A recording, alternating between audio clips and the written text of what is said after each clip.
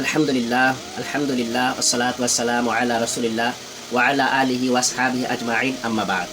প্রিয় ভাই ও বোনেরা, আজকের আলোচনা আমরা এমন একটি বিষয় নিয়ে আলোচনা করব যে নামাজ পড়ে না কিয়ামতের দিন তার পরিণতি কী হবে। নামাজ ইসলাম ধর্মের সবচেয়ে গুরুত্বপূর্ণ ফরজ ইবাদত। এটি শুধু একটি আমল নয়, বরং মুসলমানের ঈমান ও ইসলামের প্রতীক। কুরআনে কারিমে আল্লাহ মহান রব্বুল আলামিন বলেছেন, মা সাকালাকুম ফি সাকারা ক্বালু লাম নাকা মিনাল মুসাল্লিন ওয়া লাম নাকাল নুতঈমুল মিসকিন ওয়া কুন্না নাখুদু মাআল খাইদিন ওয়া কুন্না নুকাজ্জাবুল বিয়াউমিদ্দাইন হাত্তা আতানা ইয়াকিন।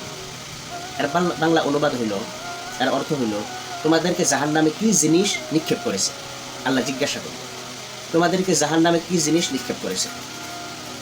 তারা উত্তরে বলবে, আমরা নমাজ আদায়কারীদের মধ্যে ছিলাম না, আমরা মিসকিনকে আহার দিতাম না, আমরা অসৎদের সঙ্গে অসৎ কাজ করতাম, আমরা কিয়ামতের দিনকে অস্বীকার করতাম, অবশেষে আমাদের কাছে মৃত্যু এসে উপস্থিত হয়েছে। এটা কুরআনে কারিমের কথা। আল্লাহর এই আয়াত থেকে স্পষ্ট বোঝা যায়, নামাজ না পড়া জাহান্নামে যাওয়ার বড় কারণগুলোর একটি, একটা ভয়ানক কারণ। ওই জন্যে নমাজ কাজার থেকে, নমাজ ছাড়ার থেকে আমাদের বিরত থাকতে হবে। 5 ওয়াক্ত নামাজ টাইম অনুযায়ী আদায় করতে হবে। রাসূলুল্লাহ সাল্লাল্লাহু আলাইহি ওয়াসাল্লাম হাদিস শরীফে বলেছেন নমাজ ও কুফুরের সীমানা সম্বন্ধে। এটা হাদিস জাবের রাদিয়াল্লাহু আনহু হইতে। আন জাবের ক্বালা ক্বালা রাসূলুল্লাহ সাল্লাল্লাহু আলাইহি ওয়াসাল্লাম বাইনার রুজুলি ওয়া বাইনাশ শারকি ওয়াল কুফরি তারাকুস সালাহ। এটা মুসলিম শরীফের একটা হাদিস।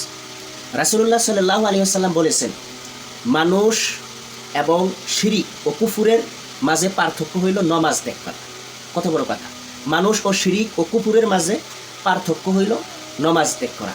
কুফুরি কারা করে? যারা কাফির মুশরিক, তারাই তো কুফুরি করে। হ্যাঁ, এই হাদিস থেকে বোঝা যায় নামাজ না পড়া কোনো ছোটোখাটো গুনাহ নয়, বরং এটি ঈমান ও কুফুরের সীমারেখা। এটা একটা সীমানা, যে নমাজ পড়েতে সে ঈমানের সীমানার ভিতরে থেকে যে নমাজ ত্যাগ করলো, সে এই সীমারেখার থেকে বঞ্চিত হয়ে গেল। কিয়ামতের দিনে প্রথম যে আমলের হিসাব হবে, হাদিস শরীফে এসেছে, এটা আবু হুরায়রা রাদিয়াল্লাহু আনহু হইতে একটি হাদিস। কিয়ামতের দিনে প্রথম যে আমলের হিসাব হবে, আন আবি হুরায়রা রাদিয়াল্লাহু আনহু ক্বালা সামি'তু রাসূলুল্লাহ সাল্লাল্লাহু আলাইহি ওয়াসাল্লাম ইয়াকুলু ইন্না আউওয়ালা মা ইউহাসাবু বিহিল আবদু ইয়াউমাল কিয়ামাতি মিন আমালিহি সালাহ। হযরত আবু হুরায়রা রাদিয়াল্লাহু আনহু হইতে বর্ণিত, রাসূলুল্লাহ সাল্লাল্লাহু আলাইহি ওয়াসাল্লাম বলেছেন, কিয়ামতের দিন বান্দার আমলের মধ্যে প্রথম হিসাব নেওয়া হবে নামাজের। এটা তিরমিজি শরীফের একটা হাদিস। নামাজের হিসাব নেওয়া হবে কিয়ামতের দিন, প্রথম নামাজের হিসাব নেওয়া হবে। যদি নামাজ ঠিক থাকে বাকি আমল সহজ হবে, আর যদি নামাজই নষ্ট হয় তবে অন্য অন্য আমলও নষ্ট হতে পারে। নামাজ ঠিক, সব আমল ঠিক। নামাজ ঠিক না তো কোনো আমলই ঠিক না।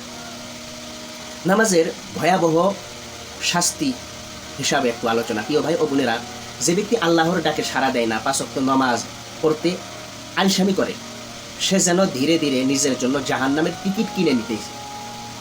যে নামাজ পড়ে না, আলসামি করে, সে ধীরে ধীরে নিজের জন্য জাহান্নামের টিকিট কিনে নিতেছে।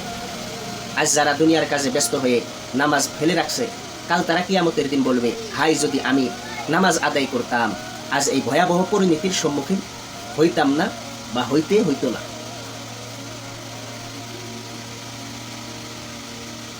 প্রিয় ভাই ও বোনেরা, নামাজ আমাদের ঈমানের পরিচয়, কিয়ামতের মুক্তির চাবি।